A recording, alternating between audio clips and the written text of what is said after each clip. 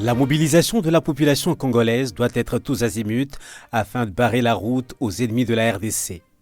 Depuis bientôt 3 décennies, la République démocratique du Congo fait face à une guerre injuste qui a déjà enregistré plus de 12 millions de morts, un génocide sans précédent dont la communauté internationale fait fi et qui a entraîné le déplacement de plus de 6 millions de personnes qui vivent dans une abjecte précarité, sans compter les milliers d'enfants exposés à la malnutrition et qui meurent d'inanition. Le projet de balkanisation, longtemps mijoté par les grandes puissances, est de manière subtile, mise à exécution petit à petit avec la complicité de certains Congolais, les visées expansionnistes et hégémoniques des dirigeants des pays voisins tels que le Rwanda, sous le couvert des groupes rebelles et terroristes comme le M23 et l'AFC.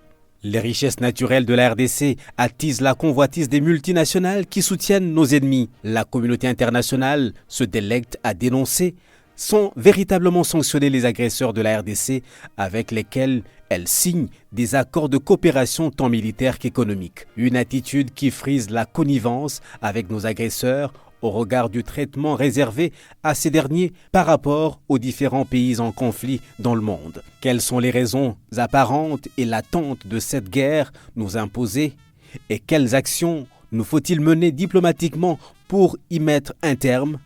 Léonard Chiao Kitundu, sénateur et ancien ministre congolais des Affaires étrangères. L'argument principal qu'invoque notre agresseur, c'est d'abord le fait que nous hébergeons sur nos territoires les fameux FDLR, le Front démocratique de libération du Rwanda. Ça, c'est la raison apparente. Mais on peut dire aussi qu'il y a d'autres raisons. C'est-à-dire, à travers ce prétexte, l'agresseur en profite pour exploiter illicitement les différentes richesses dont regorge cette partie de la République démocratique du Congo, notamment les minerais critiques, et je pourrais même dire stratégiques aujourd'hui. Alors, ce qu'il faut, c'est nécessairement arracher le prétexte avancé par notre agresseur et inverser notre situation sur le plan diplomatique. Parce que la diplomatie, c'est aussi la poursuite de la guerre autour de la table. Le président de la République a presque été partout pour défendre la cause de la République démocratique du Congo. Mais je félicite aussi la montée en puissance des forces armées de notre pays pour la défense de la souveraineté de la République démocratique du Congo. Il faut agir de deux manières. Non seulement renforcer et par la montée en puissance forces armées de la République démocratique du Congo pour qu'ils disposent de moyens conséquents pour la défense de l'intégrité de notre territoire et la neutralisation de ce groupe armé. Mais en même temps, il y a nécessité d'agir sur le plan diplomatique et comme je l'ai rappelé tout à l'heure, en arrachant le prétexte qu'avance le gouvernement rwandais par rapport à l'hypothétique FDLR. Certes, le président Félix-Antoine Tshisekedi ne cesse de démontrer sa détermination sur la voie de la résolution définitive et durable de cette guerre. Mais il s'agit d'une question qui touche à l'intégrité territoriale de notre pays et toute la population congolaise. Tous les acteurs sociopolitiques devraient se mobiliser contre la balkanisation de notre pays et l'exploitation de nos ressources naturelles. Il faut sensibiliser toutes les couches sociales et il revient aux politiques de prendre la mesure de la chose, affirme Constant Mutamba, opérateur politique et président de la dynamique progressiste révolutionnaire DIPRO. Mais il faut sensibiliser, populariser la guerre. Pousser les citoyens congolais à comprendre que Cette guerre vise plutôt à balkaniser la partie est de notre pays. C'est une guerre de minerais. Depuis l'occupation illégale de Rutshuru par le Rwanda ou bien par le mouvement terroriste AFC M23, le Rwanda est désormais classé premier exportateur du coltan en provenance de la RDC, alors que son sous-sol ne regorge pas ce minerai stratégique. Et l'idée de M. Kagame est maintenant de carrément annexer cette partie de notre territoire à son territoire rwandais. C'est une question d'intégrité territoriale de notre pays qui nécessite l'implication de tous. C'est pourquoi il faudrait que toutes les couches sociales soient sensibilisées, soient mobilisées autour de cette guerre d'agression qui n'a que trop duré.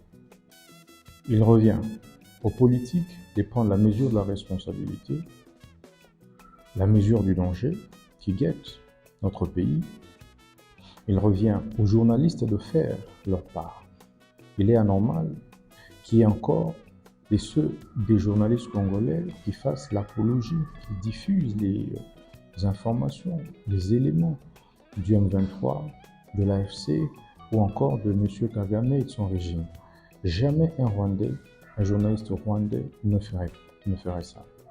Il est anormal que dans nos différents groupes des réseaux sociaux, en l'occurrence WhatsApp, que vous trouviez des Congolaises et Congolais qui se donnent le luxe de partager les informations du mouvement terroriste AFC M23. Et c'est pourquoi il est impérieux de demander à tous les administrateurs de groupe qu'il faut par ailleurs sensibiliser, de retirer tous ceux qui véhiculent ce type d'informations.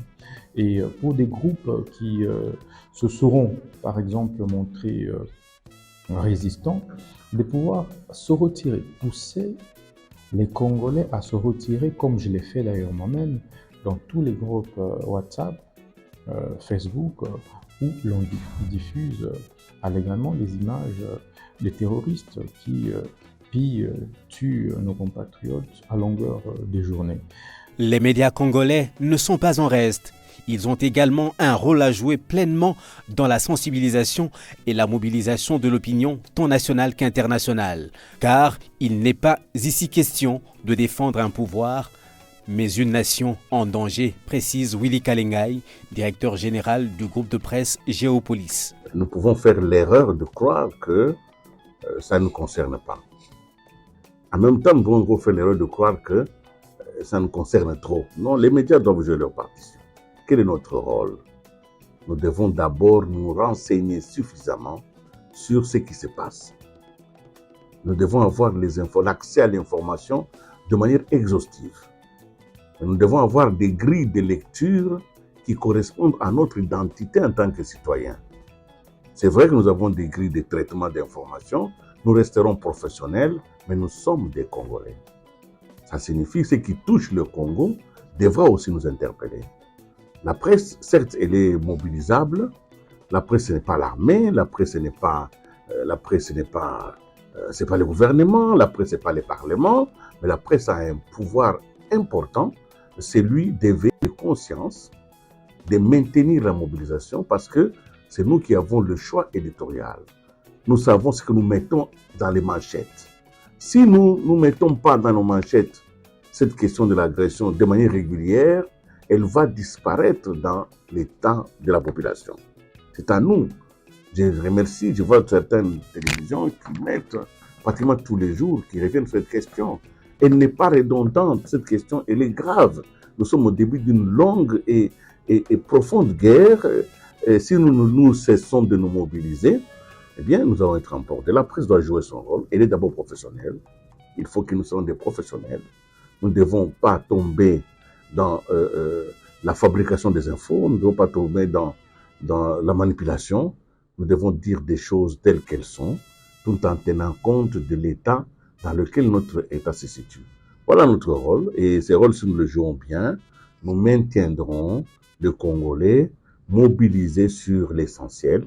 L'essentiel, c'est la préservation de notre identité et de notre souveraineté. L'agression dont est victime la RDC dans l'optique de sa balkanisation ne peut et ne doit laisser aucun Congolais indifférent. Lorsqu'un pied est blessé, c'est tout le corps qui est affecté et souffre solidairement avec lui. Nous devons tous nous lever pour contrecarrer le plan machiavélique des ennemis de notre peuple et défendre l'intégrité territoriale de notre mère patrie, chacun où il se trouve et opère. Il est donc inconcevable que nous vivions comme si de rien n'était, en vaquant chacun librement à ses occupations, sans s'émouvoir de la tragédie et de la misère que connaissent nos compatriotes dans l'Est de notre pays. La conscience nationale qui s'émousse doit être acérée par tous les leaders d'opinion et acteurs de la société civile congolaise, les journalistes, les artistes, les analystes, les économistes, les juristes, les défenseurs des droits de l'homme et les organisations féminines,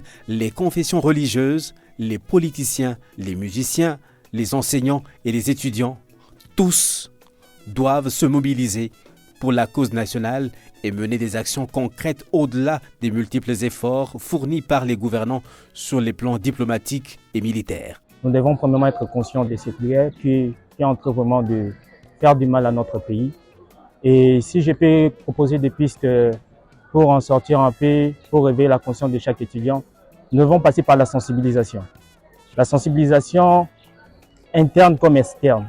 Interne, quand je parle de l'interne, au sein de notre pays, tout étudiant doit être sensibilisé, doit être conscient des problèmes qui se passent actuellement dans l'Est de notre pays et en organisant comme des conférences pour alerter notre population ainsi que la communauté internationale à propos de cette guerre. Nous pouvons organiser des événements, des débats pour chercher en fait des solutions pratiques. La RDC aujourd'hui a besoin de cet étudiant qui pourra aujourd'hui nous faire entendre sa voix pour évidemment cesser cette guerre en formant de forums, en organisant des activités, des développements pour aider l'humanité à se relever parce que évidemment la guerre de l'Est nous concerne tous, ça touche même le côté famine de la RDC. En tant qu'étudiants, nous sommes aussi des révolutionnaires. Alors je pense qu'un révolutionnaire négocie, en fin de compte, il faudra aller en guerre pour finir parce que si on veut la paix, il faut préparer la guerre. Je suis d'abord congolais, je dois avoir ces soucis-là de nos frères, nos sœurs qui meurent chaque jour à l'est du pays et c'est là où nous fait en fait mal. Nous devons d'abord nous unir, avoir cet amour-là, donc de marcher même pour nos frères et sœurs qui meurent chaque jour. Nous n'avons que le Congo comme pays que Dieu nous a donné. Unis, nous sommes forts. Levons-nous et battons-nous pour défendre notre patrie, cet unique et grand territoire que nous avons en héritage et en partage et que nous ne pouvons développer sans la paix pour le léguer aux futures générations comme nous l'avons reçu de nos aïeux.